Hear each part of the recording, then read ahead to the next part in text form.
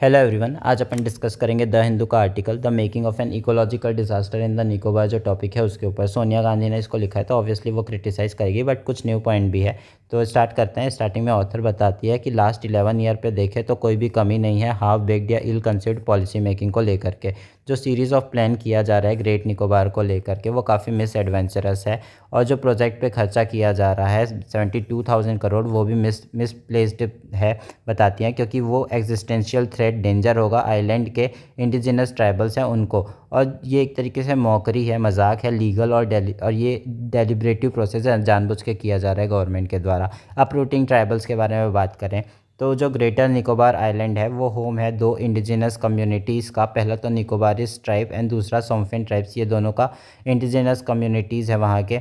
जो ancestor village है निकोबारिस tribals का, वो एक्चुअली फॉल करता है प्रोजेक्ट के प्रपोज्ड लैंड एरिया के अंदर। तो निकोबारिस को फोर्स किया गया था, इवैक्यूएट किया गया था उनको विलेज से, जब इंडियन ओशन पे सुनामी आया था 2004 पे, तब उनको हटा दिया गया था। पर ये जो नया प्रोजेक्ट आ रहा है वो परमानेंटली उनको डिस्प्लेस कर देगा कम्युनिटी को, और एंड कर देगा उनका जो ड्रीम है एंसेस्टर विलेज पे वापस आने का, वो ख़त्म हो जाएगा। जो सोम्फेन है वो एक्चुअली और ज़्यादा ग्रेटर थ्रेट फेस कर रहे हैं।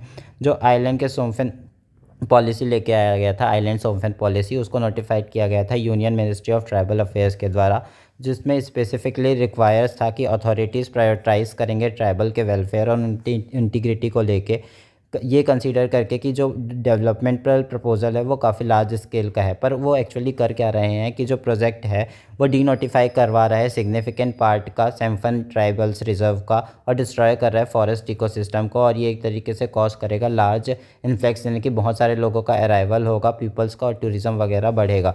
जो कॉन्स्टिट्यूशनल और स्टेट्यूटरी बॉडी है उसको भी सेटअप किया गया था सो दैट प्रिजर्व कर सके ट्राइबल्स के राइट को, उसको भी साइड स्टेप इन किया गया, यानी ध्यान में नहीं दिया गया, साइडलाइन पे रख दिया गया और इस प्रोसेस करते टाइम। और जो आर्टिकल 338 ऑफ द कॉन्स्टिट्यूशन है वो भी बताता है गवर्नमेंट को एक्चुअली कंसल्ट करना चाहिए था national commission for schedule tribe से, पर गवर्नमेंट ने ऐसा करने से फेल हो गई, नहीं किया ऐसा। जो गवर्नमेंट है उनको कंसल्ट करना था tribal council of greater Nicobar और लिटिल निकोबार आइलैंड को लेकर के।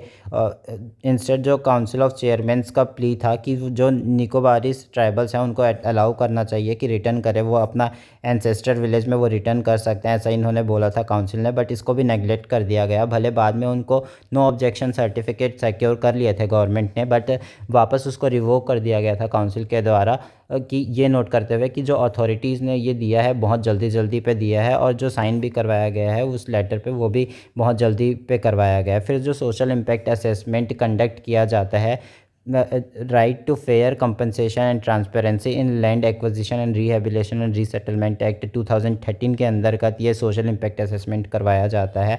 उसमें कंसीडर करना था निकोबारिस और सोम्फेन स्टेक को के भी उनको ध्यान पे रखना चाहिए था, प्रोसेस में इनको इंक्लूड करना था।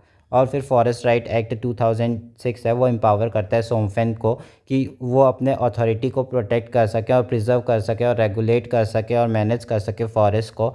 वो भी अंडरपिंड, यानी कि सपोर्ट मिलना था इस पॉलिसी एक्शन के अंदर, वो भी नहीं मिला है। जो फेयर्स ऑफ कॉम्पनसेटरी अफॉरेस्टेशन है उसके अंदर बात करें तो इकोलॉजिकली ये जो प्रोजेक्ट है वो कोई डिज़ास्टर या फिर इन्वायरमेंटल कैटास्ट्रॉफी से कम नहीं है, ह्यूमैनिटेरियन कैटास्ट्रॉफी से कम नहीं है। प्रोजेक्ट जो है वो उसमें 15% एस्टिमेटेड ट्रीज़ कट किया जाएंगे आइलैंड लैंड के। जो मिनिस्ट्री ऑफ एनवायरनमेंट और फॉरेस्ट क्लाइमेट चेंज है वो एस्टिमेट करते हैं 8.5 लाख ट्रीज़ जो है वो कट किया जाएगा, और ये एक डिप्रेसिंग फिगर है।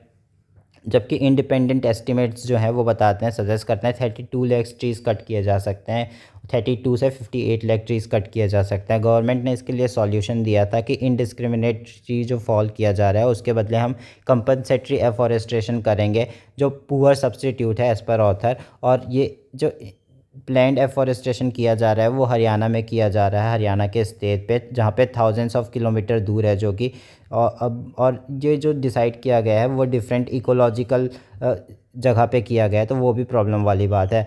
और ये जो क्वार्टर ऑफ दिस लैंड है वो प्लान किया गया है एफॉरेस्टेशन को लेकर के, वो एक्चुअली ऑक्शन कर दिया गया है हरियाणा गवर्नमेंट के द्वारा माइनिंग के लिए। तो कैसे करेगी गवर्नमेंट, अब इस पर ये क्वेश्चन पूछती है। जो कंपनसेटरी ऑफरेस्टेशन है वो भले एसईओज करवा सकता है, यानी कि जो अनप्लीजेंट फीलिंग है वो रिड्यूस करवा सकता है, पर ये सिंपली कोई सब्सटीट्यूट तो बन ही नहीं सकता बिल्कुल भी। फिर आगे ऑथर बताती है जो डिस्ट्रक्शन ऑफ मल्टी स्पीसीज हो रहा है वो भी प्रॉब्लम वाली बात है, और जो प्लान किया गया है पोर्ट मतलब साइट जो प्लान किया गया है पोर्ट के लिए वो भी एक कंट्रोवर्शियल एरिया पे किया गया है। जो पोर्ट है वो कंस्ट्रक्ट किया जा रहा है प्रोहिबिटेड जो है एक तरीके से कोस्टल रेगुलेशन जोन 1A के अंतर्गत, क्योंकि वहाँ पे प्रेजेंट है टर्टल नेस्टिंग साइट्स और जो कोलाल रिफ्स है, इसलिए वहाँ पे उसको प्रोहिबिट किया गया है। अब बहुत सारे एविडेंट होने के बाद भी और उसको कंफर्म हो जाने के बाद भी नेशनल ग्रीन ट्रिब्यूनल्स के द्वारा गवर्नमेंट ने कॉन्ट्रवीन किया और मैनिपुलेट किया ये ट्रूथ को हाई पावर्ड कमेटी को बना करके, जिनका रिपोर्ट था हाई पावर्ड कमेटी का, ग्राउंड ट्रूथिंग एक्सरसाइज किया उन्होंने, कंडक्ट किया, सो दैट वो रिक्लासीफाई कर सकें पोर्ट पोर्ट साइट है उसको वहाँ से निकाल सके, कोस्टल रेगुलेशन जोन 1A से उनको हटा सके। और उसको एक्चुअली पब्लिक नहीं किया गया जो हाई पावर्ड कमेटी है उसका जो भी आया था वो सबको। फिर फ्लॉस इन मैथोलॉजी के बारे में बात करें, wild life stand point of view से देखें तो जो प्रोजेक्ट है वो रेज करता है सीरियस कंसर्न,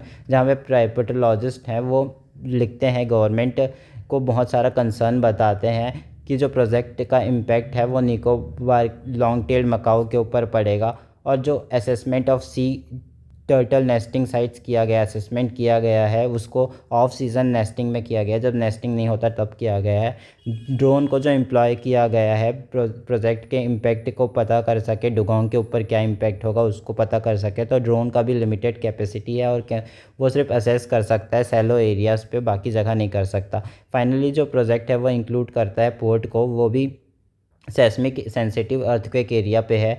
जो सुनामी आया था दिसंबर 2004 का, वो परमानेंट लैंड सब्सिडेंस देखा था 15 फीट का।